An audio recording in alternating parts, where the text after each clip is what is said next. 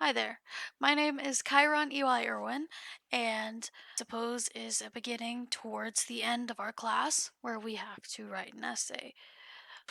I don't really know how to describe myself before reading these books, and more so of what I wasn't thinking about before, if that makes sense. Before this book series, which I guess is a series because there was supposed to be three and there's only two. But, anyways, before this book series, I probably wouldn't have given most thought at all to a preparedness plan or a future quite like the one they have in the book, where it's all gone down the you know what. And I would never have given a single thought as to that because foolishly I did believe that the world could never end up in that sort of situation or in that place where we would ever have to have a preparedness kit ready for us, much like Lauren had in the first book. But as I was reading, and this ties into the lessons of what I have learned throughout this reading and the many poems and stuff that we've got through.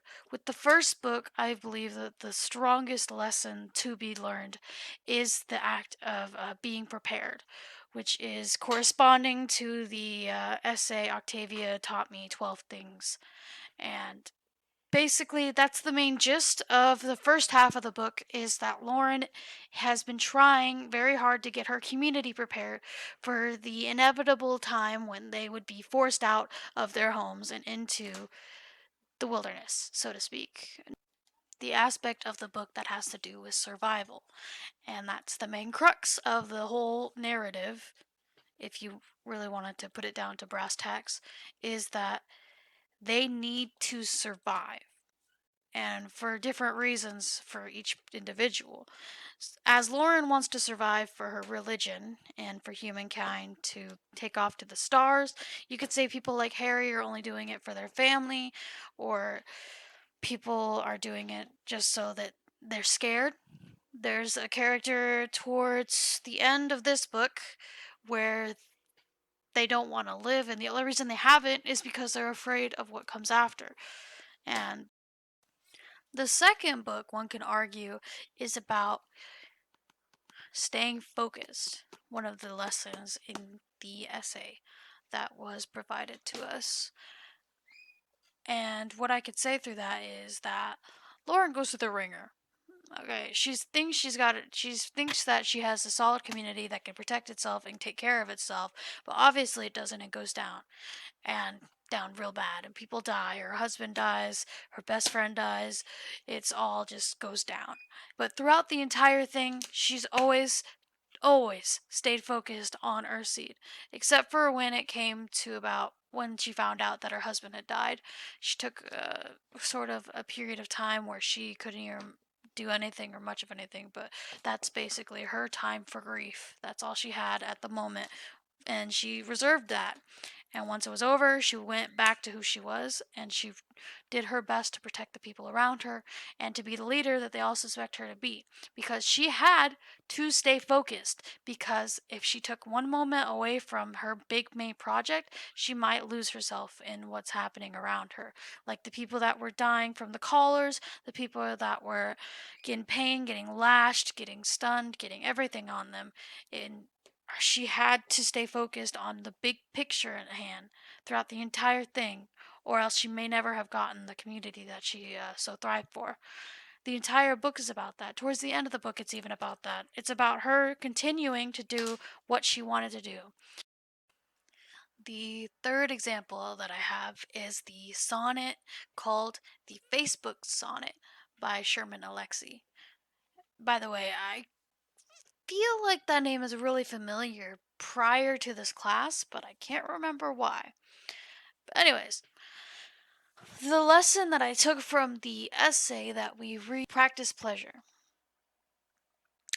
And it relates to the sonnet that we practice pleasure because, as most of us do today, we go on to Facebook, just as it says in the sonnet, that we do this. We play games and occupy ourselves. We let the fame and shine intertwine. That's what it says. I'm speaking directly from the text as it is in front of my eyes. And it's about spending all your time on Facebook, but in reality being quite lonely. But the sonnet itself is showcasing that we can take pleasure in things while fundamentally not being uh, included. We're taking the time to have this moment of pleasure. Of course, it's not physical, but it's mental for the most part. We enjoy going on there. We enjoy reading. We enjoy playing Facebook games. I don't know if Farmville is still a thing. I don't play Facebook games. My mom does. She plays Slotomania and stuff like that. But if you play like Facebook games, there's tons of videos. There's Facebook that plays videos. There's posts. There's photos. Photos of grandchildren, photos of your parents, photos of funny stuff. Facebook is a source where you come and you enjoy yourself. And that's a good lesson to take in life is to stop and smell the roses, so to speak. To get through the semester and reading all that we have, along with the books, the first one, which I had an e-version where it didn't have any pages marked whatsoever, and then this version, which is the second one, second book in the series, has been quite changing. Honestly, my perspective of things is a lot different. I've been thinking about actually creating an emergency kit in case something really does happen, quite like the what's happened in the book, and have like the basic materials that I need. It's not hard to search if you wanted to search for what you should be taking in case of this happening or that happening, and I'm pretty sure I could prepare a kit for that, which I probably will eventually. The lessons that we were given throughout this entire course of being prepared and being focused and being taking time to have pleasure is probably what's gonna keep me like a little probably gonna keep me up at night, but not too bad, just enough to where I'll have that mini panic attack right before bed that someone's gonna drop the kick through the window or something like that, and I'm gonna have to fight for my life. Yeah, I have that a lot. It's you know bully me senseless, I don't care. But that doing this, reading this, getting all these lessons honestly has changed my perspective of the world that we live in to the point where I'm definitely going to get an emergency kit at one point or another in my life. So yeah, basic end of line story.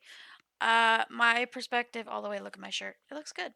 My perspective of the entire universe we live in right now did up my anxiety a bit to where I'm definitely going to get an emergency kit. I'm probably going to keep watching my emergency 5-minute craft videos in case I get into a place where I need to do that. And I'm probably going to have nightmares. But you know what? It's worth it because at least I know certain things and stuff I didn't learn before, like how deep you need to prepare in case this kind of shit happens, and so on and so forth. And that's important for the world that we live in because there's a certain character whose name I accidentally said, whose America looks a lot like the one in this book. So, I mean, end of line, I've changed. And I'm hoping you guys have too.